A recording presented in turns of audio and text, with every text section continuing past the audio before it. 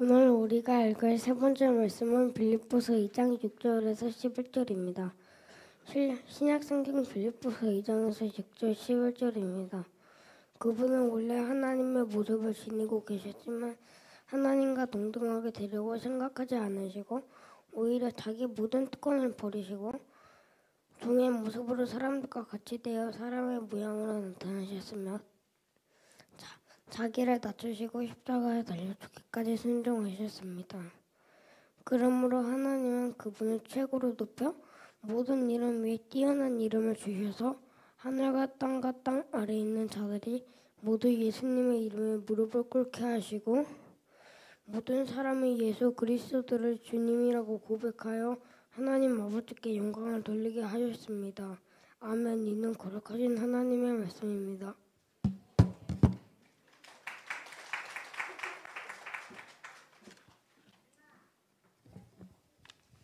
네, 감사합니다.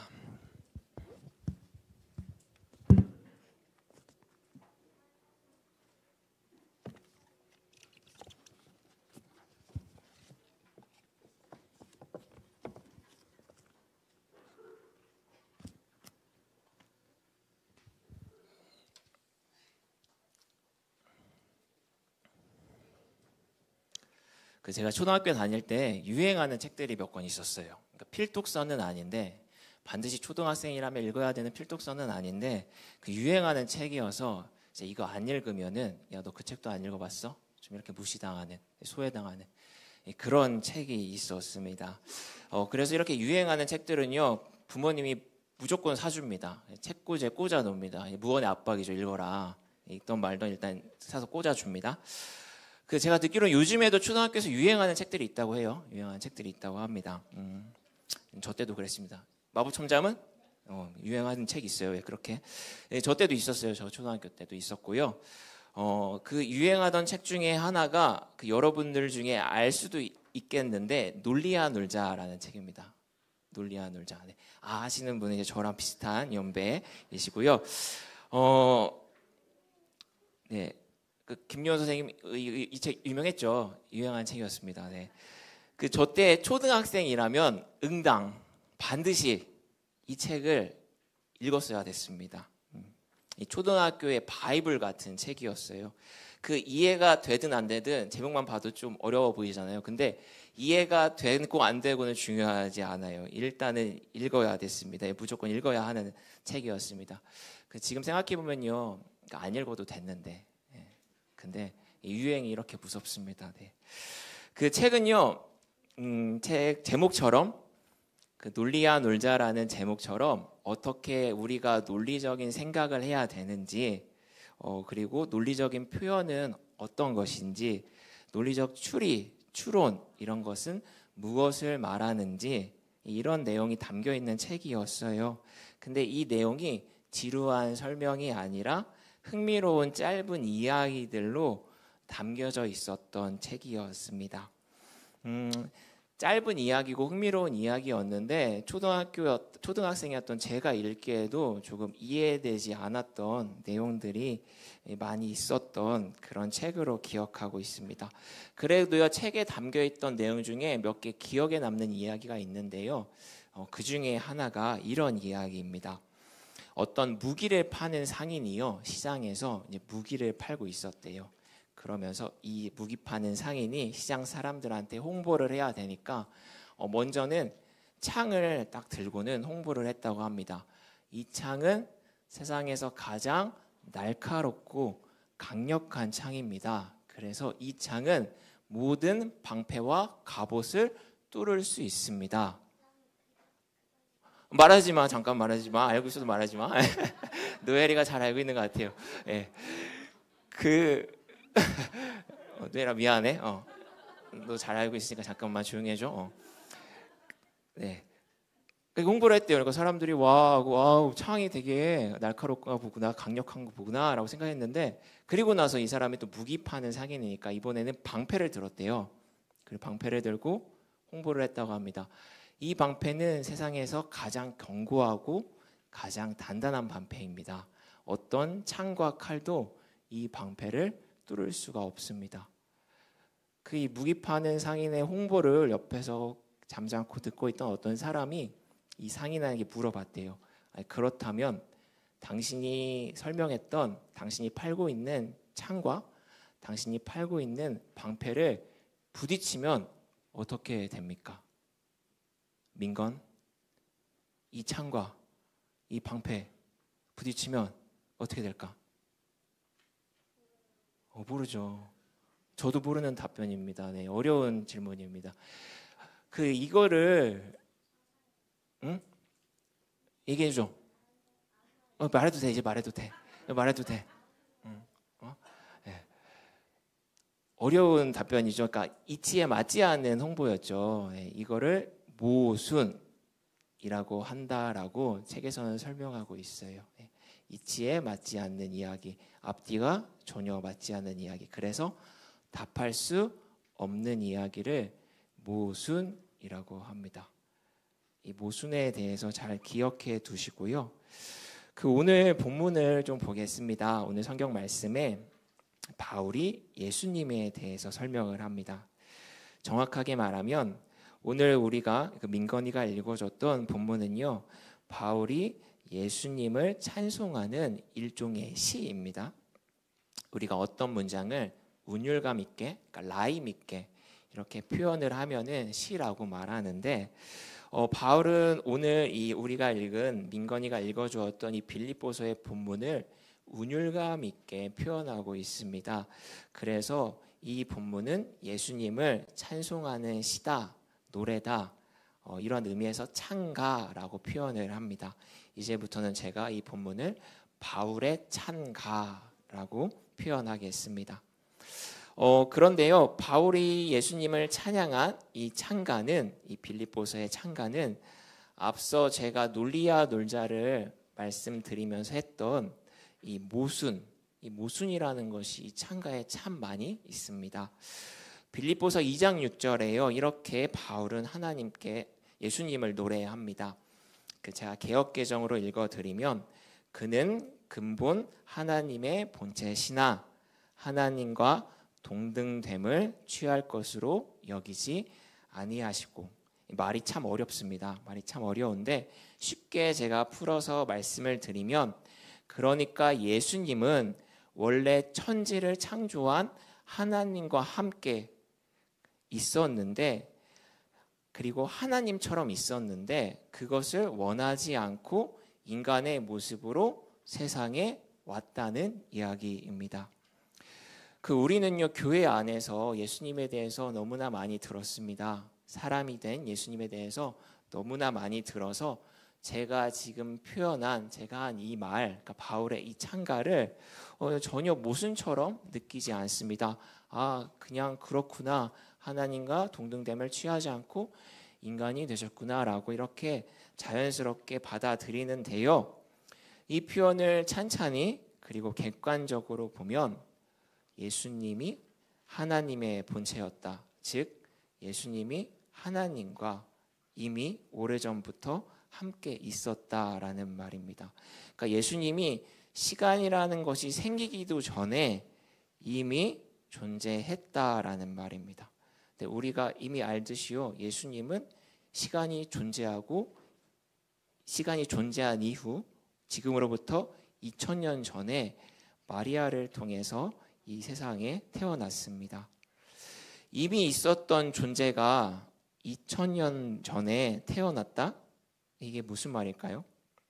보통 인간은 자기가 태어난 날 혹은 엄마 뱃속에 있었던 날부터 이 세상에 존재한다라고 표현합니다. 그런데 예수님은요, 그렇게 표현한 게 아니라 2000년에 분명 태어났는데 이미 그 전부터 존재했다라고 표현하고 있습니다. 태어난 건 분명 2000년 전인데 태어나기 전부터 본래 있었다라고 말합니다. 이게 논리적으로 따지면 말이 안 되는 거죠. 이렇게 생각하는 분 있을 것 같아요. 아니, 예수님이 하나님이었으니까 원래 존재하고 계시다가 2000년 전에 인간의 모습으로 다시 태어났다고 이해하면 되는 거 아닌가? 예, 맞습니다. 그렇게 이해하면 쉽습니다. 하지만 이렇게 이해하는 것은요, 신비의 차원으로 우리가 이해하는 것입니다.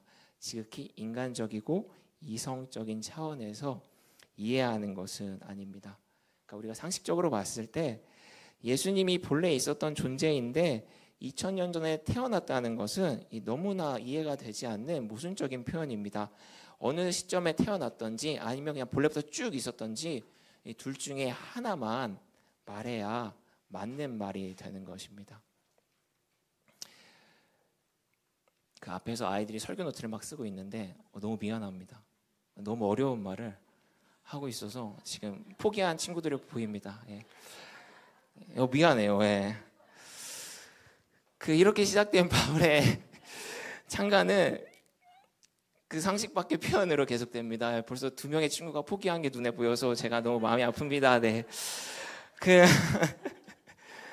하나님과 함께 있었던 예수님이 인간이 되셨는데 인간이 된 예수님이요, 이제 왕 노릇을 할 수 있잖아요. 신이 인간이 됐으니까. 근데 왕 노릇을 한 게 아니라 종이 되었다고 얘기합니다. 노예가 되었다고 이야기를 합니다. 그리고 그 노예가 된 예수님이 하나님께 순종을 했는데 그 순종이 뭐냐면 자신을 더 낮추어서 십자가에 죽는 순종이었다고 합니다.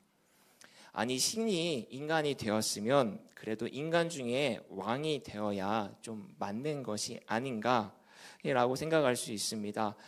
아니면 설사 인간이 되어서 종이 됐다고 하더라도 좀 역경을 이기고 결국에는 왕의 자리, 높은 자리에 등극해야 맞는 것이 아닌가라고 생각할 수 있겠습니다. 실제로 구약 성경을 보면요, 꿈을 통해서 환상을 보았던 요셉은 이집트에 노예로 팔려가서 감옥도 갔지만 결국에는 애굽의 2인자 총리가 되었습니다. 마찬가지로 다니엘도요, 이스라엘이 망하고 나서 포로로 바벨론이라는 곳에 끌려갔지만 그리고 그곳에서 사자가 득실되는 굴에도 갇혔지만 결국에 총리가 되었습니다. 이 구약의 훌륭한 인물들을 보면은 노예가 되거나 설사 감옥에 갔다 하더라도 결국 이 높은 자리에 올라갔고 그것이 마땅해 보이는데 우리 예수님은 그렇게 하지 않았다는 것입니다. 종으로 이 땅에 와서 높은 자리에 오른 것이 아니라 오히려 이 세계에서 가장 낮은 자리, 십자가의 죽음을 스스로 선택하였습니다. 예수님이 살던 시대에는요, 로마의 황제가 유럽 그리고 예수님이 살던 동네 아프리카 이 많은 나라를 통치하고 있었습니다. 당시에 로마의 황제는 곧 신과 같은 존재였습니다. 예수님이 태어났을 때 로마의 황제는 아우구스투스였습니다. 성경에는 아구스도라고 표현하고 있습니다. 이 아우구스투스는요, 강력한 힘을 가지고 있었고 강력한 군대를 가지고 있었습니다. 그는 그 크고 강한 힘으로 이 넓은 나라를 통치를 했는데 그럼에도 불구하고 그는 스스로 신으로 불리기를 거부했다고 해요. 본인 스스로는 신으로 불리기를 거부했다고 합니다. 그럼에도 사람들은 그를 신처럼 여겼다고 합니다.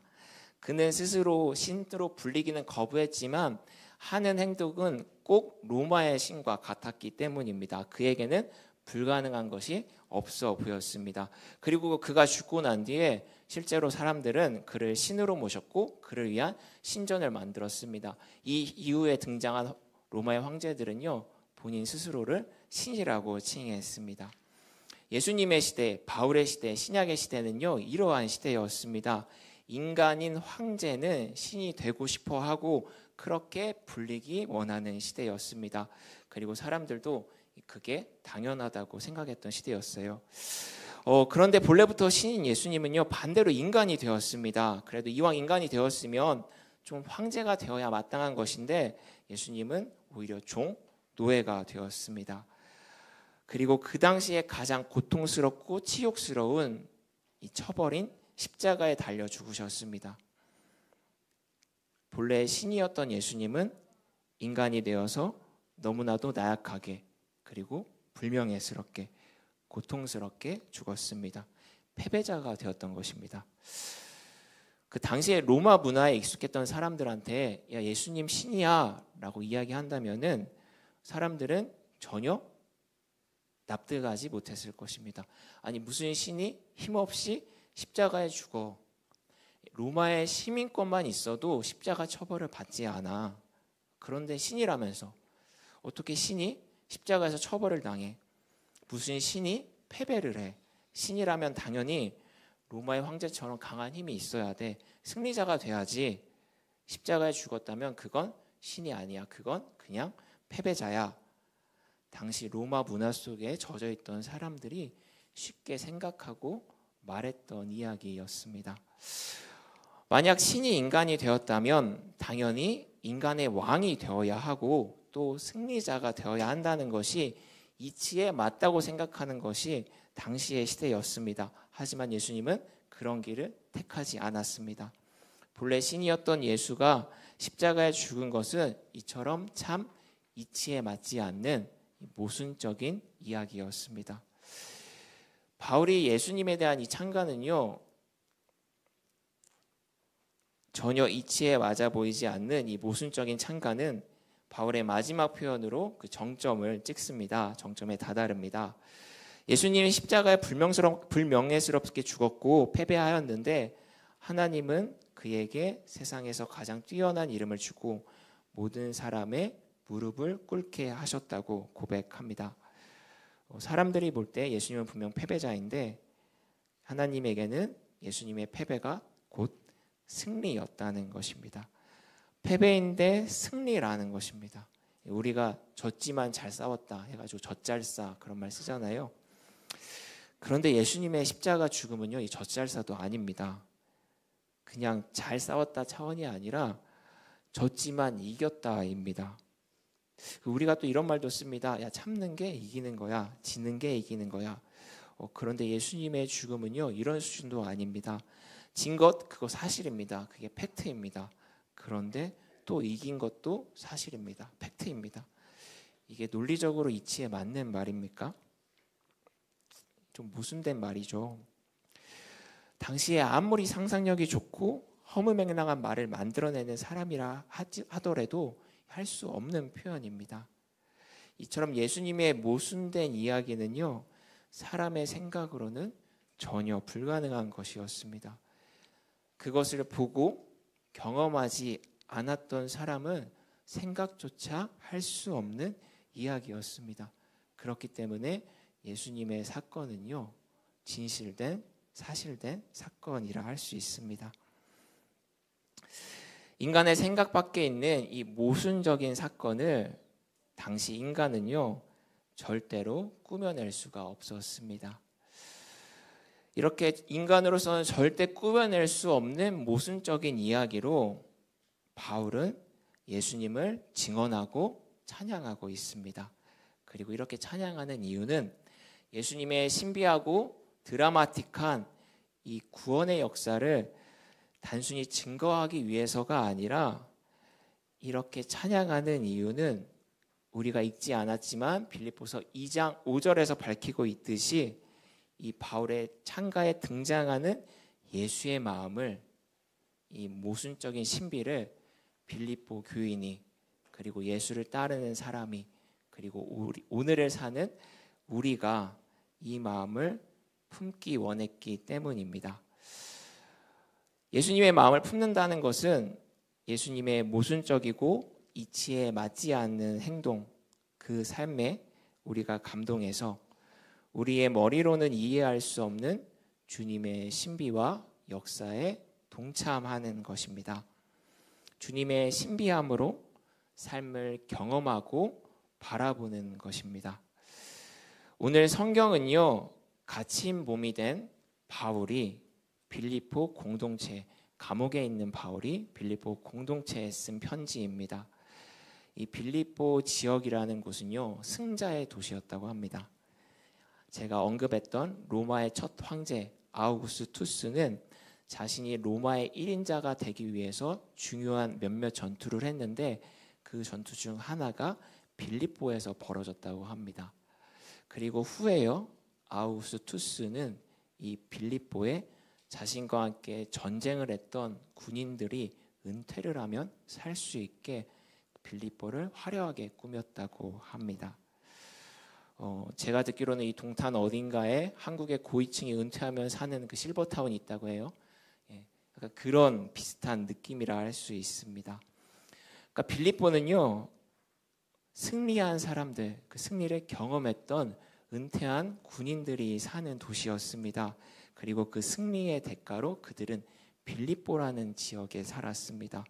그들이 중심이 되어 빌립보는 승리의 문화가 지배했을 것입니다.